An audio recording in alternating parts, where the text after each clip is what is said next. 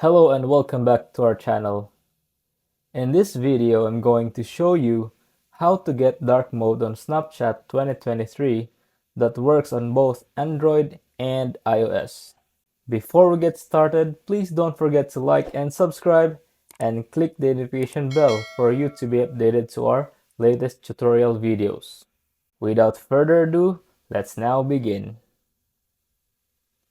First of all, update your Snapchat application and then open. After that, click on the profile icon in the top corner.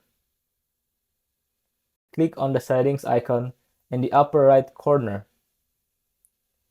If you can find the option to turn on dark mode on your phone, then watching this video will help you. Now scroll down. Tap on I need help. After that, tap on search bar and search for dark mode. Now read this paragraph carefully and go back. Go to the setting again. Now go to the app appearance.